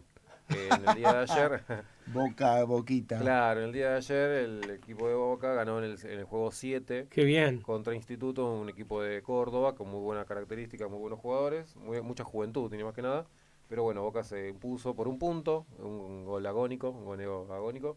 Y la verdad que bueno, un saludo para la gente acá de la familia Ceneice. ¿Y qué pasó en el festejo? Que hubo una novedad, Julio. Escuchá. Hay una novedad, hay una particularidad de que por primera vez se, digamos, puede celebrar una persona representante de la comunidad LGBT, así que lo hizo conjuntamente con la bandera. Y la verdad que después hizo una declaración muy importante diciendo que los compañeros estaban muy contentos y además es un jugador bastante representante. Estoy hablando de Sebastián Vega, que es un jugador que tiene mucho aporte a nivel basquetbolístico. Y la verdad que bueno, que su condición personal no afecta nada, simplemente lo hace una particularidad en el deporte. Que claro. Pone huevo igual Boca por Boca y su equipo, claro. Bueno, que sí. Lo voy a felicitar también a mi sobrinito, que es gran jugador de básquet y gran fan de Boca, así que debe estar re contento. Y Lucho también es un gran jugador de básquet. Ahí, a Rencito. Bueno, Arturo, es la hora de irnos, son casi las 9, así que hoy cerramos Mundos Paralelos, periodismo filosófico y cosmovisión. Hablamos de geopolítica, geofinanza y también de lo que son los nuevos horizontes de alianzas económicas, el proyecto de los BRICS. ¿Qué decir? Aguante Boca, fmlaboca.com.ar. Nos despedimos. Esto ya es la despedida de Mundos Paralelos hasta el lunes que viene, Julio. Bueno, 20 horas. Vamos a hablar el lunes que viene, no se pierdan el programa, ya lo vamos a anticipar. Vamos a hablar de YPF, de lo que está pasando con las petroleras a nivel financiero y también, Arturo, de una obra de teatro que tiene que ver con la crisis energética exclusiva de FM La Boca, que va a salir en streaming. No te la vas a perder, no te vas a querer perder el programa de Mundos Paralelos del lunes que viene. Y con esto nos despedimos. Hasta pronto.